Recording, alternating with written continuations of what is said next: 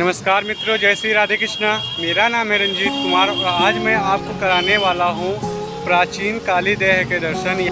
आज हम आपको वहाँ के दर्शन कराएंगे और साथ ही साथ आपको यहाँ के बारे में जो भी है वो बताएंगे। तो अभी मैं ये जो प्राचीन काली देह है यहाँ पे खड़ा हूँ और इसके आगे की ओर एक नया काली देह बन गया है। तो आप ध्यान करिएगा, ये प्राचीन काली देह और प्राचीन काली देह पे वो स्थान है जहाँ पे नया तो अपने आप एक बनाया गया है।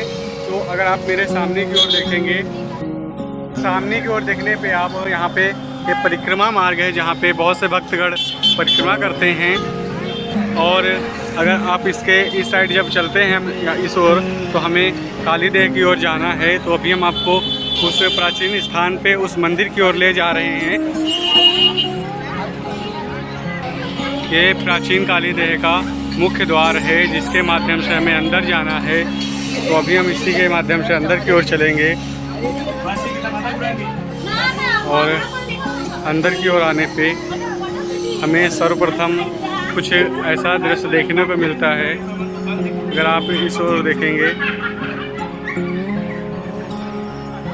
तो हमें, और सामने एक प्राचीन मंदिर है, वहाँ पे फ़ोटो लेना तो अलाउ नहीं है।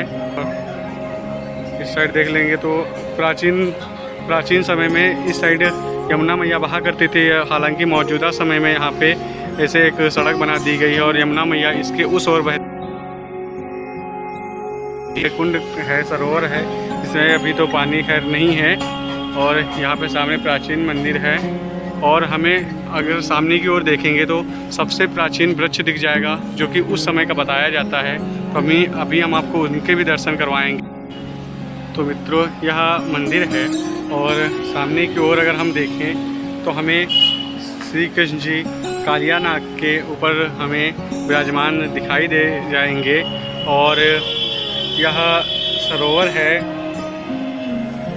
यहीं पे उन्होंने कालिया नाग का देह किया था, हुआ था।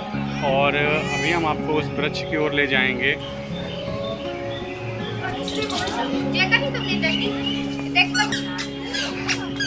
सामने की ओर आने में कदम वृक्ष दिख जाएगा। ये कहा जाता है कि वो प्राचीन वृक्ष है। हम मान सकते हैं कि यह वृक्ष समय समय अनुसार अपना मतलब नष्ट होता जाता होगा, फिर उसकी नई शाखाएं जागृत होती होंगी। और लेकिन किंतु यह वृक्ष वही प्राचीन है। और अगर हम इसके इस साइड देखते हैं तो हमें कालिया नाग जी का हमें यहाँ पे दर्शन हो जाएंगे, जो आप दर्शन कर सकते हैं। और हमारे छोटे से यहाँ पे कृष्ण गोपाल जी बैठे हुए हैं और सामने की ओर देखने पे हमें यह वृक्ष दिख जाता है। तो मित्रों, शायद ही कोई व्यक्ति हो जो कृष्ण की लीलाओं से वांछित हो। एक बार जिस प्रकार से कालिया नाग माँ यमुना में रहने से सारा पानी विषैला हो गया था और सारे व्यक्ति और पशु पक्षी उस पानी को पीकर मरने लगे थे, इसको श्री कृष्ण जी ने बहुत अच्छे से समझा और उसके लिए उन्होंने एक लीला रची। वो एक बार अपने शाखाओं के साथ बॉल खेल रहे थे और उन्होंने जानबूझकर बॉल को नदी में फेंक दी। और फिर वे नदी में गए बॉल लेने के लिए। उनके सभी शाखाओं के कहने पे मना तो कर रहे थे, किंतु वो बॉल लेने गए और वहाँ पर जा कर के वे जब अंदर गए तब कालिया नाग सो रहा था और उनकी जो पत्नियां थी तब उन्होंने श्री कृष्ण को देखा और वो घबरा गईं।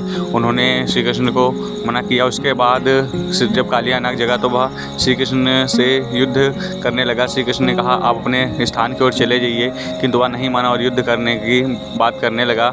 इसके लिए श्री कृष्ण जी ने उससे युद्ध किया और उसके सिर पे नृत्य करने लगे, जिससे वह थक गया और हार गया।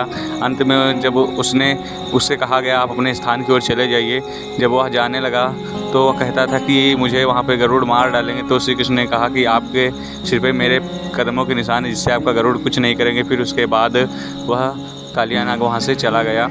यही कारण था कि कंस ने कालिया नाग को यहाँ भेजा था, क्योंकि उसे पता था कि यहाँ पे गरुड़ नहीं आ सकते। क्योंकि एक बार जब यहाँ पे सौरभ ऋषि रहा करते थे, उस समय जब गरुड़ समुद्र मंथन के समय से आया था यहाँ पे, तब उसने यहाँ पे कलश इसी वृक्ष पर रखा था। तो आप जिस वृक्ष के दर्शन कर रहे हैं, यह वही वृक्ष है जिससे उन्होंने कलश रखा था।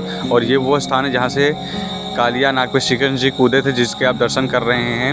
और फिर जब गरुड़ यहाँ पे रहे तो फिर यहाँ की यमुना नदी में मछलियाँ खाने लगे, जिसके कारण उन्हें वहाँ की मछलियाँ सौरभ ऋषि के पास आईं और उनसे कहने लगी कि मुझे बचाइए इनसे। तब उन्हें श्राप दिया गया कि आप यहाँ कभी नहीं आओगे। इसी कारण था कि यहाँ पे गरुड़ नहीं आते थे। और आप सामने की ओर देखेंगे तो यहाँ पे वृक्ष पे हमें कितनी सारी मनोकामना से संबंधित हमें चुनरी बंदी दिख जाएंगी। लोग अपनी मनोकामना यहाँ पे बांधते हैं और उनकी मनोकामना पूरी भी होती है। तो आप भी एक बार अवश्य यहाँ के दर्शन करिए। मिलते हैं आपसे नए वीडियो में, तब तक अपना ख्याल रखिए। धन्यवाद। तो मित्रों, अगर आपने इस वीडियो को यहाँ तक देखा, यानी कि आप कृष्ण की लीलाओं से बहुत प्यार करते हैं, तो अगर आप कृष्ण जी की लीलाएं जानना चाहते हैं, उनके बारे में देखना चाहते हैं, तो आप इस चैनल को सब्सक्राइब कर लीजिएगा, क्योंकि हम ऐसी वीडियो लाते रहते हैं। संपूर्ण ब्रज यात्रा पे हम अभी, जहाँ हम आपके ब्रिज के कड़ कड़ के दर्शन कराएंगे। तो मिलते हैं नेक्स्ट वीडियो में। जय श्री राधे कृष्णा।